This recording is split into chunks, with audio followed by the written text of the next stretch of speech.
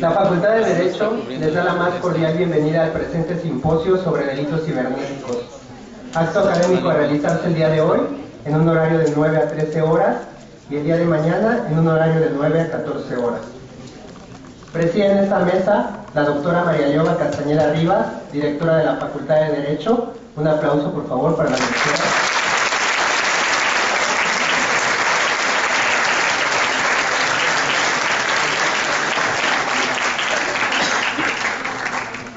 La acompañan los distinguidos invitados, el doctor Francisco Javier Álvarez García, de la Universidad Carlos III de Madrid,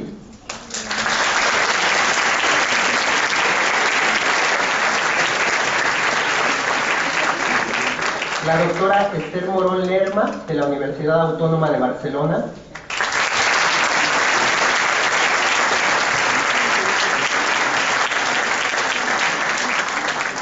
el doctor Nicolás Cabezudo Rodríguez, de la Universidad de Valladolid,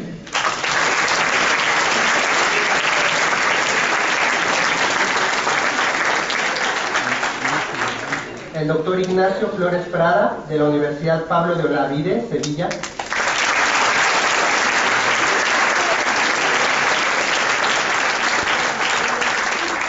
asimismo, destacados catedráticos de nuestra facultad, el doctor Carlos Daza Gómez,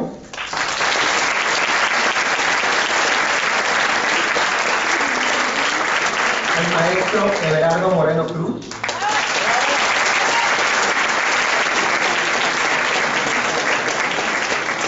el doctor Elías Polanco Braga,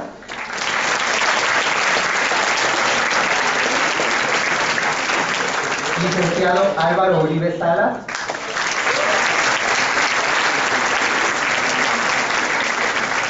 el doctor Augusto Turcot Cárdenas,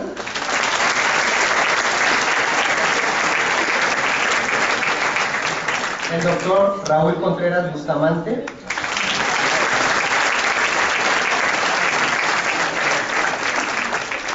y el coordinador del evento, doctor Eduardo López Betancourt.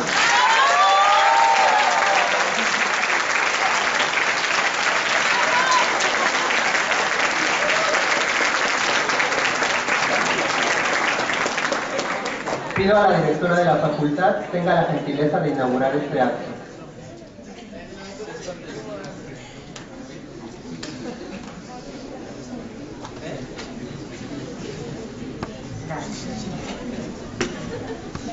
Muy buenos días a todos y a todas ustedes. Es para esta facultad siempre sumamente grato tener en nuestras instalaciones, en esta nuestra aula magna, eventos de gran relevancia como el que nos reúne el día de hoy.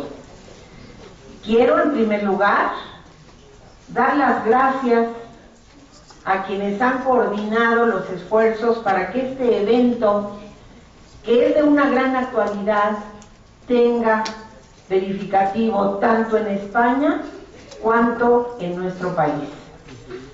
Eso es algo que permite hacer un intercambio, enriquece, retroalimenta, nos da la posibilidad verdaderamente de aprender. Me es muy grato darles una cordial bienvenida a los invitados extranjeros, a los invitados de España, al maestro,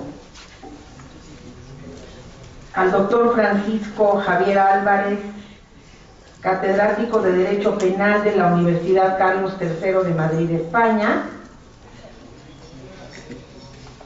También le doy una cordial bienvenida a la doctora Esther Morón Lerma, que es titular de Derecho Penal en la Universidad de Barcelona, que es también una universidad sumamente prestigiada, al doctor Nicolás Cabezudo Rodríguez, académico de la Universidad de Valladolid, al doctor Ignacio Flores Prada, de la Universidad Pablo de Olavide, a nuestro coordinador, el alma de este evento, al doctor López Betancourt, a quien ya veo que trae su club de fans, no necesito.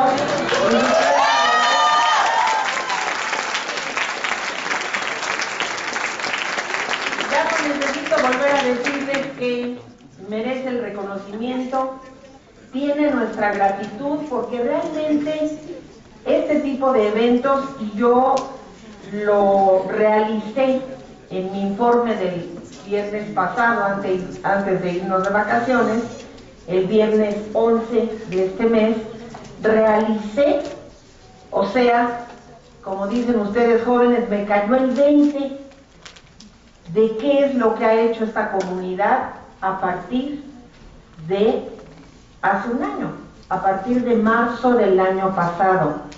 Más de 2.400 eventos que son realidad porque los maestros los organizan, que son realidad porque tenemos catedráticos de lujo, nacionales e internacionales, que les dan vida, y que son realidad porque tenemos estudiantes que son los fans de nuestros profesores, que quieren seguir su labor, su carrera, su trabajo, pero que además tienen el gran ánimo y la disposición de estudiar.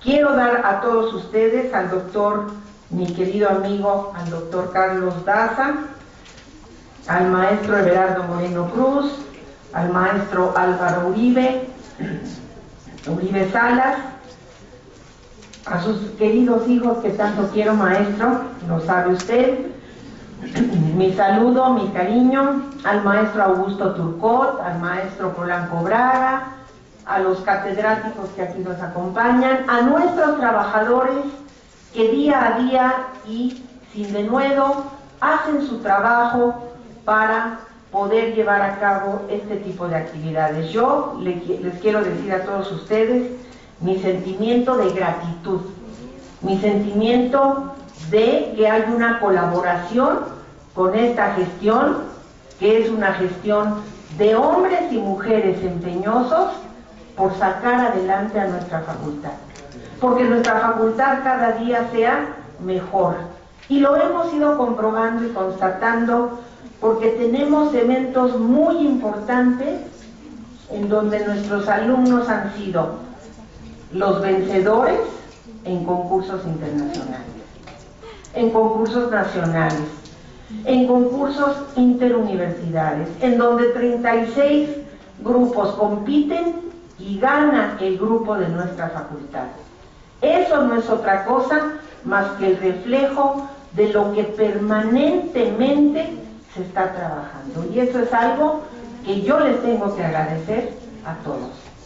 Eso es algo que a mí me llena de júbilo, de alegría, porque sé que no estoy sola, porque sé que estamos trabajando en equipo, que esta gran mesa de honor, con invitados internacionales y con nuestros queridos maestros de nuestra gran casa de estudios, hace realidad y hace posible este evento. Yo no les voy a quitar mucho tiempo porque sé que todos estamos ansiosos verdaderamente de escuchar de qué se trata el asunto de los delitos cibernéticos.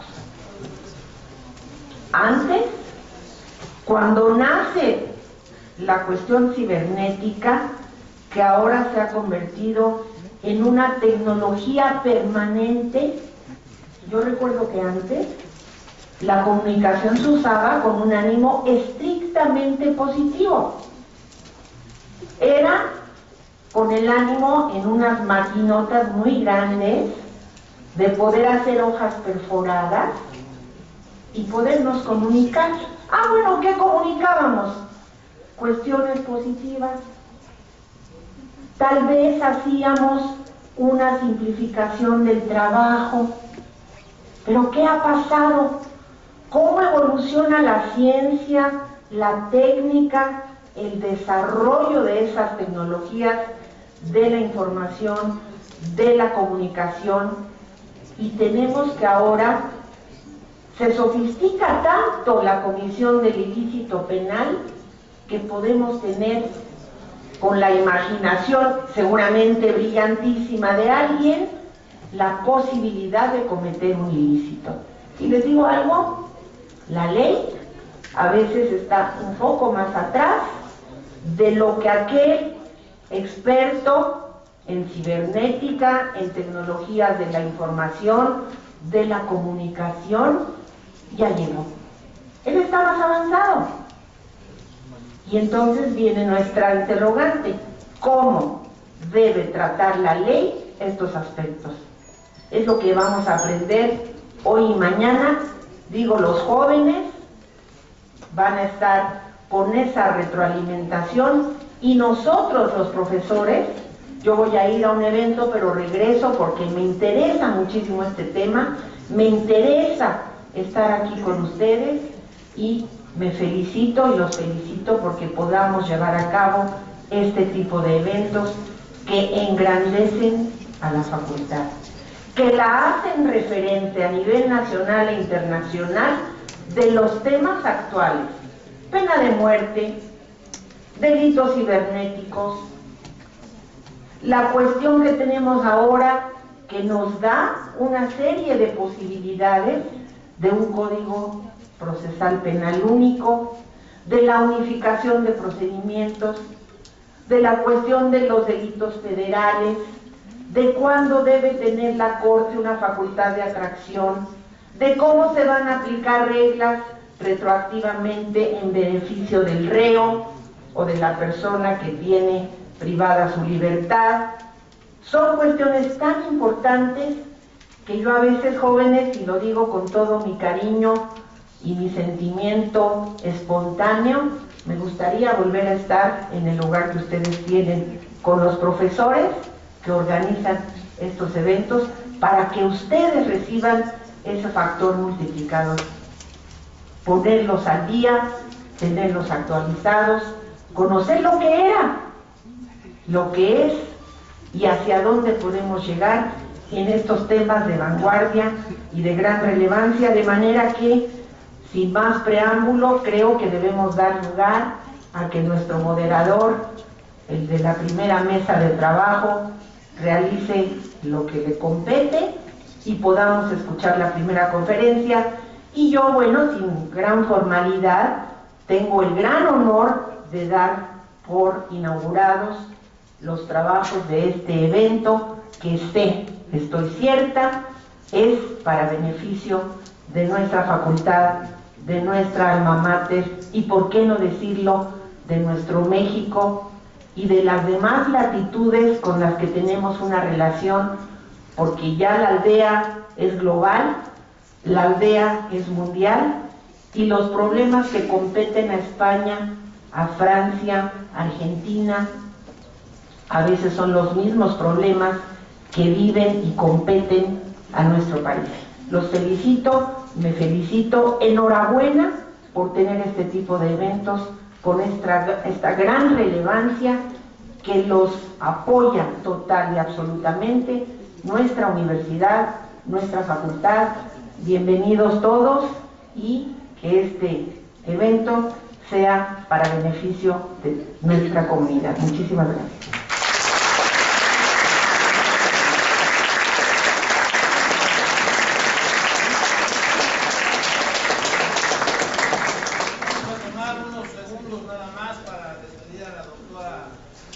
Y vamos a continuar con la conferencia del maestro Ángel.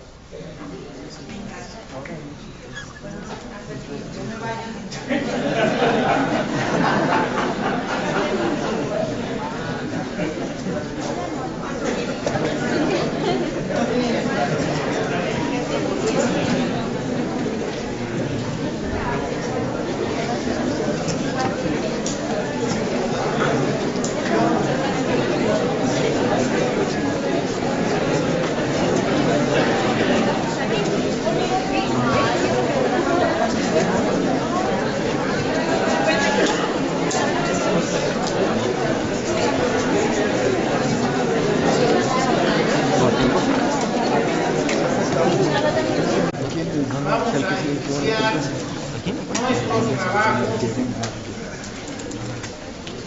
no sin antes hacer notar lo que ya tuvo a bien formular de manera exacta nuestra directora, a quien agradezco su apoyo para estos eventos. Implica porque ya señaló un tema de vital actualidad. Hoy por hoy, de pronto, poseedores, personas de tarjetas de crédito, de cuentas bancarias, personas físicas y morales, se ven afectadas en su patrimonio por actos realizados en lugares inesperados. Esto es el drama de nuestro tiempo.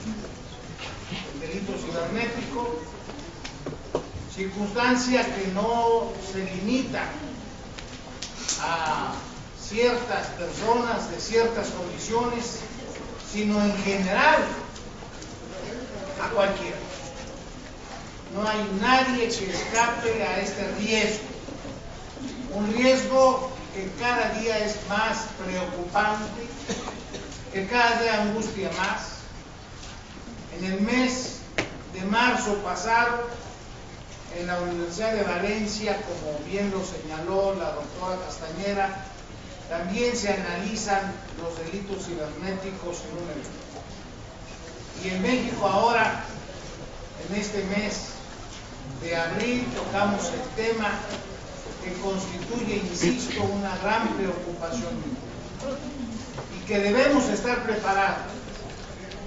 El derecho, y particularmente el penal, tiene que evolucionar para atender estas conductas que dañan sensiblemente el patrimonio no solo de las personas, sino aún de los propios estados. Es en este sentido como, al igual que lo hizo nuestra directora, agradezco mucho a nuestros colegas de España que cortésmente aceptan nuestra invitación sin ningún interés, más que de venir a enseñarnos, a mostrarnos un área tan particularmente especial que sucede en Europa y donde evidentemente tenemos que hacer puntos de comparación. Por eso la forma del trabajo va a ser muy precisa, la exposición de un colega nuestro y los comentarios de dos compañeros docentes de nuestra facultad en cada caso. Esto enriquece, esto da oportunidad de que los temas se analicen con la profundidad que se reclama. Entrando ya en materia, la primera conferencia estará a cargo del doctor Francisco Javier Álvarez García, quien, como ya lo señaló la doctora Castañera, es catedrático de Derecho Penal de la Universidad Carlos III de Madrid. Debo decirles que esta es una de las universidades más recientes que se encuentra cerca de la ciudad de Madrid, que originalmente fue un centro militar, un cuartel militar, y que al abrirse España a la democracia, la mejor prueba de su interés por la cultura fue convertirlo en una universidad excelente en instalaciones, en donde el maestro Álvarez es fundamental, piedra angular de esta universidad. Algunos solo detalles de quién es el maestro. Diré que no es la primera vez que nos visita. Ya hablamos de 20 años atrás en que nos ha hecho el honor de estar con nosotros, en lo cual para nosotros nos constituye un verdadero honor su presencia, no solo en México, no solo en esta ciudad, sino en otras universidades del interior del país. Además, actualmente el maestro Álvarez tiene una responsabilidad muy especial, puesto que está trabajando en la Secretaría de Ministros de Justicia de América, de Iberoamérica. Él ha realizado una labor importante académica, tanto en Cantabria como en la Universidad Complutense, antes de hacerlo en la Carlos III. Sus publicaciones son amplísimas, todas en el ámbito especialmente penal: principios de legalidad, derecho penal español, parte especial, reflexiones sobre el derecho penal internacional, derecho penal de los tribunales españoles, artículos precisos sobre el Código Penal, análisis, Publicaciones solo de los últimos 10 años superan las 14 publicaciones. Cargos académicos diversos, vicedecano de la Universidad Complutense de Madrid, vicesecretario general de la Universidad Internacional de Méndez Pelayo, igualmente vicerrector de Asuntos Económicos de la Universidad Menéndez Pelayo, director del Departamento de Derecho Público, titular de la Cátedra Antonio Victoriés de Derecho Penal Internacional en la Universidad Carlos III. Sus actividades en la administración pública son amplias, principalmente como asesor actualmente en materia de criminalidad en la Conferencia Iberoamericana de Ministros de Justicia. Es asesor de Mercosur en materia de equipos conjuntos de investigación. Es pues, sin duda, toda una autoridad en el tema muy concreto que vamos a analizar, y vamos a tener también el agrado de que nos hagan comentarios sobre este tema nuestros distinguidos maestros, el doctor Juan Carlos Daza Gómez, quien es además el presidente de los profesores de Derecho Penal, del Colegio de Profesores de Derecho Penal de esta facultad, y quien ya en unos días más, razón por la cual públicamente lo felicito, obtendrá su doctorado segundo en materia de Derecho en la Universidad de Sevilla, España, de tal manera que es un orgullo para nuestra facultad contar a un docente de su calidad. En el mismo sentido será comentarista el doctor Everardo Moreno Cruz, quien es un destacado maestro de nuestra institución, además de funcionario relevante, donde ha ocupado cargos fundamentales como Procurador General de la República y actualmente es el presidente del Colegio de Profesores de Derecho Romano y de Historia del Derecho en México. De tal manera que tendremos una actividad muy interesante con el tema de la ciberdelincuencia que vamos a escuchar voz del doctor Francisco Javier Álvarez con los comentaristas de nuestros colegas antes señalados. Vamos pues a recibir al doctor Álvarez con un aplauso y agradecimiento.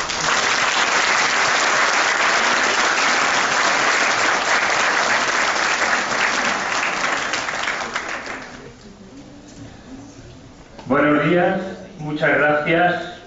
Gracias a la directora de la facultad.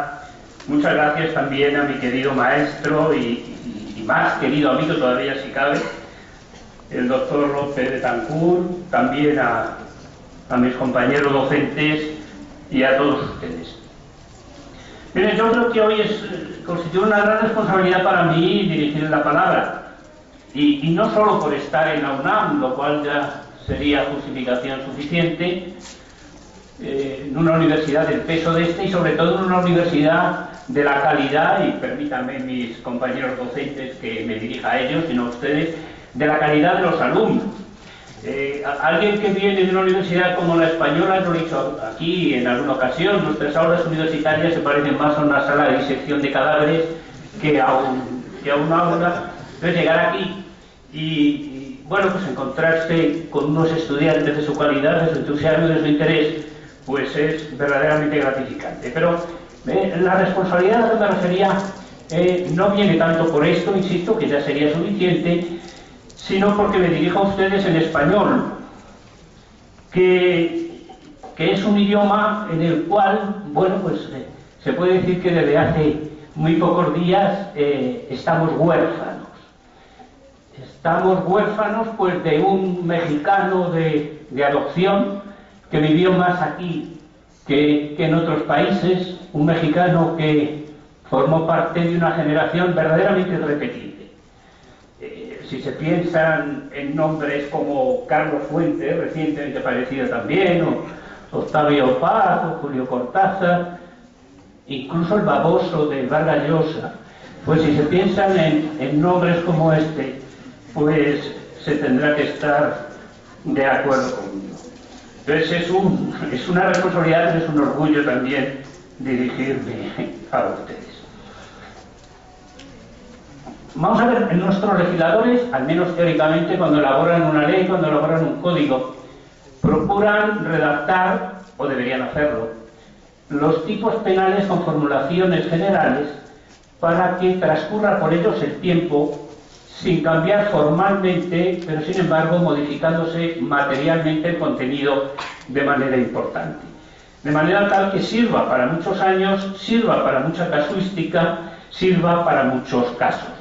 Solamente hay que fijarse en tipos, por ejemplo, como el del homicidio, que son tipos que pueden estar 2 siglos tranquilamente sin modificarse en absoluto, y que realmente solo empezaron a temblar esos tipos pues hace 40 o 50 años, en los años 60, cuando los adelantos en la tecnología médica, cuando la técnica de los trasplantes de órganos, cuando las asistencias intensivas en los hospitales nos obligaron a ser mucho más precisos con la determinación del momento de la muerte.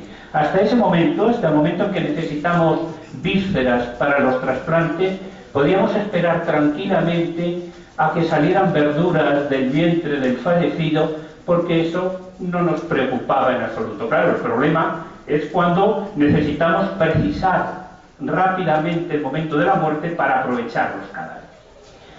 Con los delitos de estafa, los delitos contra la intimidad, nos ha pasado algo parecido. Nosotros podíamos seguir tranquilamente con las construcciones de principios del siglo XIX en delitos de estafa, lo seguíamos construyendo como engaño, error, disposición patrimonial y perjuicio, y ahí ir llevando pues todas las nuevas formas de estafa, sin problemas.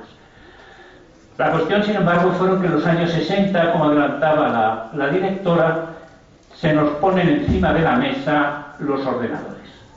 Se nos ponen encima de la mesa los ordenadores, en los años 80 la explosión de los ordenadores personales, y cada año una nueva sorpresa en esta materia. Y además se nos ha puesto encima una tecnología que es muy difícilmente controlable. Una tecnología de la cual pueden disponer personas individuales en lugares recónditos del mundo y que con su solo ordenador pueden producir grandes daños. Pero es que además esa es una tecnología que la utilizan no solo posibles delincuentes, sino que la utilizan los estados como delincuentes. Me explico. Hace no mucho tiempo, en Europa, ha salido en toda la prensa del mundo, se puso de manifiesto la existencia, que venía ya desde los años, desde finales de la Segunda Guerra Mundial, de una red, Epsilon, formada, una red anglosajona, formada por Gran Bretaña, Estados Unidos, Australia, Canadá y Nueva Zelanda, que se ha estado dedicando a espiar a los gobiernos europeos, sus aliados militares, económicos. Se ha dedicado a espiar a los gobiernos europeos fundamentalmente para entrar en los secretos comerciales, de propiedad intelectual, de propiedad industrial, para enterarse de sus ofertas comerciales, para enterarse de los contratos que iban a ofrecer sus empresas y poder competir con ventaja en todo el mundo. Es decir, que en un determinado momento no sabemos quiénes son los nuestros, quiénes somos los amigos, quiénes somos los buenos, porque son nuestros aliados más fuertes los que están realizando esas invasiones de nuestras propias infraestructuras. Todos somos pues objetivos. Los estados realizan conductas que si las llevara a cabo un particular no habría ningún problema en decir que son conductas delictivas. Pero sin embargo son las agencias de inteligencia, son las agencias nacionales, las agencias de espionaje de los distintos estados los que están llevando adelante estas conductas. Esto, naturalmente, ha llenado de preocupación al mundo. Esto y también, por supuesto, las actividades particulares. Pero llama la atención, sin embargo, y al mismo tiempo, que partes del mundo, como por ejemplo Latinoamérica, como por ejemplo su país, México, no tengan una legislación suficiente, al menos en materia penal, que salga al paso de la ciberdelincuencia. No la tienen. Sé que ahora mismo se está elaborando una ley en México con la que se va a tratar de salir al paso de eso, pero no la tiene. Pero no solamente está el problema de que no la tenga, sino que este tipo de delincuencia, al menos buena parte de sus expresiones, exigen una colaboración internacional, porque nos encontramos con que el hacker está en no sé qué país, el servidor está en otro, el que presta los servicios no sé dónde, y al final los daños los sufre una persona que está aquí al lado. De tal manera que hay que ir a la cooperación internacional, porque de otra forma no va a ser posible perseguir a muchas de estas conductas. El problema, sin embargo, es que estamos viendo cómo nuestros aliados, cómo nuestros amigos también están jugando contra nosotros. Hay un instrumento internacional que es el que suele utilizarse como de referencia para la lucha internacional contra la ciberdelincuencia. Es la llamada Convención de Budapest del año 2001. Es la Convención de Budapest hecha en el seno del Consejo de Europa, una convención hoy tremendamente anticuada. Plantearse los temas de la nube, plantearse todos los adelantos que ha habido en los últimos 14 años en el seno de la Convención de Budapest es inútil, porque no los contemplaba y no se ha actualizado.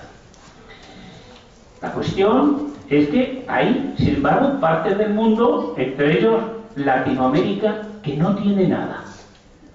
No tiene ningún instrumento internacional. El Consejo de Europa tiene, como les digo, el Convenio de Budapest, aunque no todos los países europeos lo han firmado. China tiene el Convenio de Shanghái, junto con Rusia. Rusia, por su parte, tiene la Comunidad de Estados Independientes, un convenio. La Liga Árabe tiene otro. La Unión Africana están terminando de negociar otro. Pero, sin embargo, en Latinoamérica no hay nada. Fíjense qué curioso que ante esta situación, en el seno de la Conferencia de Ministros de Justicia de los países latinoamericanos, se comenzó a negociar un convenio sobre ciberdelincuencia. Es una negociación, bueno, que me ha tocado a mí en suerte conducir, pero yo que he participado en la negociación de no pocos instrumentos internacionales, inmediatamente que comenzamos a negociar esto, nos encontramos con una oposición brutal a la posibilidad de que en Latinoamérica o en Iberoamérica se asentara un convenio internacional para la lucha contra la ciberdelincuencia. Cuando digo una oposición brutal, me refiero a una oposición brutal del Consejo de Europa y llamativamente de la Organización de Estados Americanos, que se han opuesto con todas sus fuerzas y se siguen oponiendo a que se firme este convenio, que está a la firma el día 28 de este mes en Madrid mediante embajadores. Se han opuesto. ¿Y por qué? O sea, ¿qué interés está persiguiendo? ¿Qué interés puede perseguir la Organización de Estados Americanos para que América Latina no tenga su propio instrumento de lucha contra la ciberdelincuencia gobernada por América Latina? Porque la Organización de Estados Americanos está empeñada, y algunos países latinoamericanos, como agentes del Consejo de Europa o de la propia OEA, están apostando fuertemente porque Latinoamérica firme el convenio del Consejo de Europa, el convenio de Budapest, aunque está anticuadísimo y no sirve para un montón de cosas, para otras sí, pero no sirve en relación a todos los desarrollos tecnológicos de los últimos 14 años. ¿Qué razón puede haber para un empeño en subordinar a Latinoamérica al Consejo de Europa en materia de ciberdelincuencia? ¿Qué motivo puede haber? Sobre todo cuando estamos viendo lo que ha estado ocurriendo. Al primer ministro alemán le han hackeado su teléfono móvil. reuniones internacionales importantes, ha ocurrido exactamente lo mismo. Hay algún país, como por ejemplo Brasil, que es el que más fuertemente apoya un instrumento iberoamericano alejado del europeo. Brasil ha llegado a tomar la determinación, como saben, de tender un nuevo cable submarino entre Brasil y Europa, que termina en Lisboa, porque sabe positivamente, como el resto de los países, que el actual cable submarino entre Miami y Gran Bretaña, según entran o salen los datos, se encuentra en una máquina así de grande que analiza absolutamente todo. O Brasil, que está imponiendo a los proveedores de servicios, les está imponiendo que sus servidores, si quieren operar en Brasil, estén en territorio brasileño. Sin embargo, frente a esta política, llama muchísimo la atención la agresividad con que organizaciones internacionales, como les digo, el Consejo de Europa, el Convenio de Budapest, pero también la propia Organización de Estados Americanos, y también ustedes, se estén negando a que los propios latinoamericanos administren sus propios sistemas y son proclives a subordinarse al Consejo de Europa. Llama poderosamente la atención. Obviamente, lo que se está defendiendo, lo que están defendiendo esas organizaciones, obviamente no son los intereses de los latinoamericanos, sino unos intereses distintos. Y es que, claro, interesa mucho quién tiene el control de esto. Interesa mucho porque, especialmente en materia de espionaje económico, lo que se está jugando, la partida que se está jugando, es muy importante. Es una partida muy importante, además es una partida que se está jugando no solamente por los estados, sino no solamente por las agencias nacionales de inteligencia, sino que se está jugando también por multitud de empresas privadas de enormes dimensiones que están tratando una y otra vez de introducirse en la información de otros países, de otras empresas, para hacerse, como antes les decía, con sus secretos. Esto, por ejemplo, se está poniendo en evidencia en los últimos años por el quehacer de un país como China. En China las grandes empresas occidentales y los estados occidentales se empezaron a introducir hace años sin miedo a la vulneración de sus derechos de propiedad intelectual e industrial.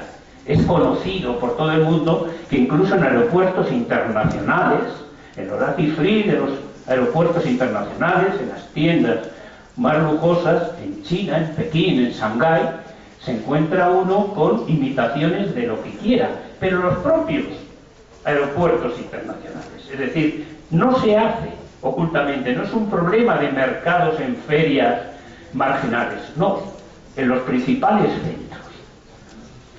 Esto ha sido permitido por las empresas internacionales y ha sido permitido por los grandes estados occidentales. ¿Por qué? Sencillamente porque querían introducirse en el mercado chino. Querían introducirse en el mercado chino y llegar a un mercado de 1.200 millones de seres humanos. Claro, el problema es que ha llegado un momento en que se han encontrado con que China se ha hecho mayor y que esto está poniendo en peligro los intereses económicos occidentales, incluso los intereses militares occidentales. China, por otra parte, quiere acortar la enorme distancia tecnológica que le separa de los países occidentales, pues hackeando tranquilamente sus informaciones, sus secretos tecnológicos, su información comercial, todos aquellos datos que les permite estar en un primer lugar del mundo. La cuestión ha llegado hasta el punto de que, por ejemplo, el Servicio de Protección Federal de la Constitución alemana, el Servicio de Espionaje, la Central de Inteligencia alemana, a los empresarios alemanes que van a China les dice que tienen que tomar dos precauciones. La primera, llevar sus ordenadores vacíos, como primera precaución. Y la segunda, no utilizar sus móviles, como segunda precaución. El Servicio de Inteligencia británico, hace un par de años, convocó a los 300 ejecutivos de las empresas británicas más importantes para comunicarles que toda su información protegida había sido hackeada procedente de agentes chinos. Pero es que ellos, al mismo tiempo, el Servicio de Inteligencia británico o el Servicio de Inteligencia alemán, hacen lo propio con otros países. Por eso les decía, tenemos un problema, que es el problema de quiénes somos nosotros, quiénes son nuestros amigos, dónde estamos situados. Y además, al mismo tiempo, sabemos que la única forma de luchar contra este problema es con la colaboración internacional y, al mismo tiempo, quizás con la vía brasileña, intentando reducir la dependencia de cualquiera otro país. El problema, además, es que los riesgos no hacen más que aumentar. Y los riesgos no hacen más que aumentar porque los sistemas de los estados están cada vez, y las infraestructuras críticas están cada vez más interconectadas, más globalizadas. Hoy un ataque al sistema eléctrico, por ejemplo, de Francia, tranquilamente dejaría sin energía eléctrica, además de a Francia, a Italia, a España, a Alemania y a algún otro país. Ya tenemos experiencia sobre esto con ocasión de alguna avería en alguna de las centrales. Están interconectadas las grandes líneas de conducción, de transporte de la energía. De tal manera que cualquier acción sobre alguna de estas infraestructuras críticas encuentra una enorme multiplicación. Hay, por lo tanto, cada vez más aumento de los riesgos y además gran parte de esas infraestructuras críticas resulta que están en manos privadas. No es el Estado, que podríamos entender que tendría un interés más neutral, el que está manejando todo ese tipo de infraestructuras. Y ataques se han dado muchos. El que siempre se menciona como ejemplo es el ataque que efectuó Rusia a Estonia, porque en el año 2007 a los estonios no se les ocurrió otra cosa más que desmontar un monumento que había al soldado soviético héroe en la Segunda Guerra Mundial, quitarlo de su plaza principal y llevarlo a un cementerio. Inmediatamente Rusia entendió que se le estaba realizando un agravio definitivo y sencillamente se dedicó a atacar servicios críticos esenciales de ese Estado estonio mediante instrumentos de delegación de servicios, abrumando lisa y llanamente estos servicios. Una y otra vez empezaron a caer, uno detrás del otro, empezaron a caer algunos de estos servicios esenciales, desde los bancos hasta hospitales, hasta lo que ustedes quieran. El año siguiente, recuerdan, en el 2008, hubo un conflicto bélico entre Rusia y Georgia. Lo primero que hizo Rusia, naturalmente, fue lanzar un ataque electrónico. Fue lanzar la guerra electrónica para neutralizar en todo lo posible todas las infraestructuras civiles y militares de Georgia. Los ataques que han llevado a cabo fundamentalmente Estados Unidos y el Estado de Israel contra Irán en el año 2010 y en el año 2011 para paralizar o al menos retrasar el programa nuclear, intentando paralizar sus centrifugadoras, lo que lograron durante unos cuantos meses, es otro ejemplo de esto que les estoy diciendo. Pero hay otros muchos ejemplos anteriores y posteriores, y no necesariamente, como les decía, provenientes de una gran estructura, de una agencia estatal, ni mucho menos, sino en ocasiones pues de un solitario especialista en informática, como ocurrió en el año 2003 con una central atómica en Estados Unidos, la de Ohio. Pero junto a esto se han realizado ataques a empresas, ataques recientemente a una empresa holandesa que tenía entre sus funciones la emisión de certificados de seguridad que habilitaban para entrar en determinados sistemas informáticos, lo que ha multiplicado, con la consecución de certificados falsos, ha multiplicado la injerencia de esos piratas en todo tipo de infraestructuras. El problema sí es que nos encontramos ante una cuestión muy compleja. Por una parte tenemos agentes que pueden actuar de perfil bajo.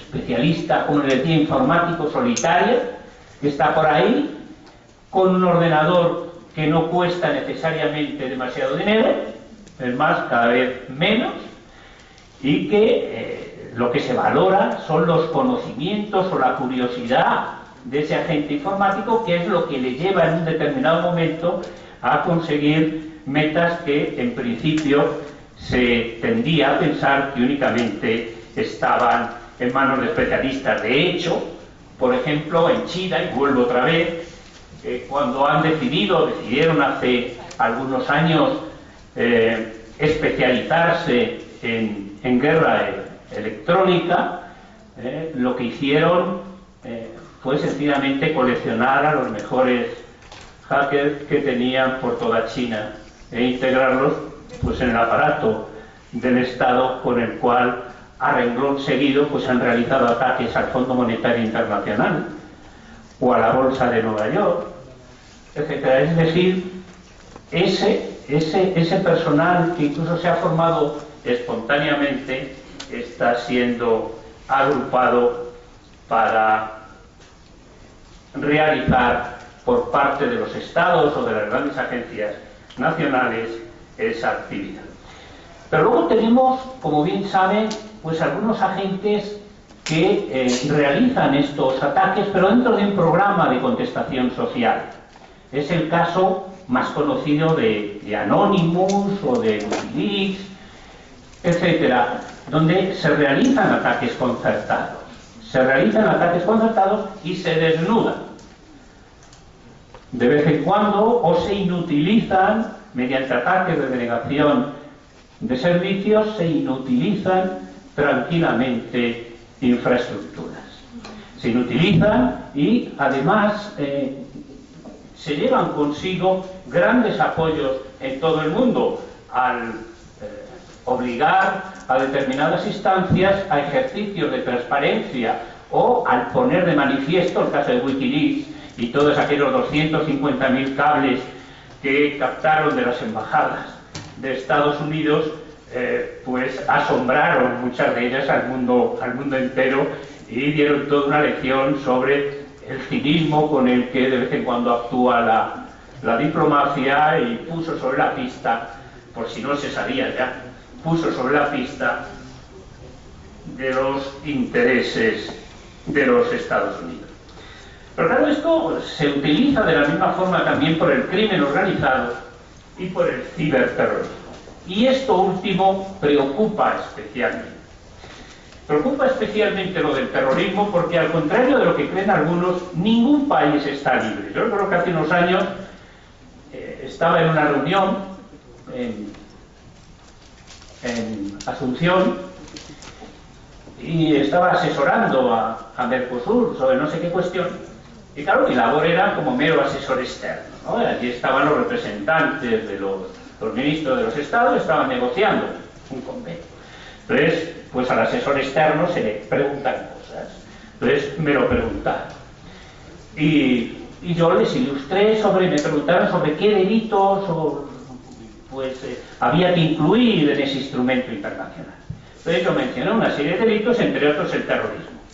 Recuerdo que en ese momento el representante de Bolivia saltó como una flecha y me dice: bueno, mire, ese es un interés que tienen ustedes los españoles, pero que eso a nosotros no nos afecta, y además nosotros no tenemos terrorismo. Entonces, bueno, si hubiera sido en otro ámbito, pues uno hubiera contestado, pero en esa función de mero asesor externo con representante de los estados, pues lo único que puede hacer uno es callarse, no conteste en absoluto. Me fui al hotel y esa noche estaba viendo la televisión y apareció una noticia. Fuerzas especiales bolivianas habían asaltado un hotel donde en una de sus habitaciones había una célula terrorista que pretendía acabar con la vida de Evo Morales. Al día siguiente volví a la reunión, yo me senté en mi silla y miré al representante boliviano fijamente, solo sonriendo. Algo me dirá. No me dijo nada, se levantó la reunión y se fue. Pero, es decir, son situaciones estas que afectan a todo el mundo de una enorme complejidad. La cuestión es que la utilización de la informática, la utilización de la red, está ayudando enormemente a la expansión del terrorismo y con 3 o 4 o 5 instrumentos muy sencillos. Evidentemente, como saben, quizá la rama terrorista pues más peligrosa actualmente pues es el terrorismo islámico. El terrorismo islámico que tiene un importante sustento económico a través de uno de los fundamentos esenciales de la religión islámica, que es la caridad. El apoyo, la caridad a otros musulmanes es una de las referencias fundamentales de esta religión, que no tienen otras religiones, por más que o que no tienen suficientemente. Yo desde luego no recuerdo en mi país que la religión mayoritaria se haya extendido mucho a base de caridad, sino en muchas ocasiones más bien lo contrario. Pero sí en el caso de la religión islámica. Y la red le sirve para captar enormes cantidades de dinero, las que se necesitan justamente para sustentar las actividades terroristas. Les facilita enormemente la captación de dinero y les facilita enormemente el posterior blanqueo de dinero, que luego les posibilita el implementar infraestructuras terroristas. Les proporciona una enorme información. Solamente con hacer alusión a Google Earth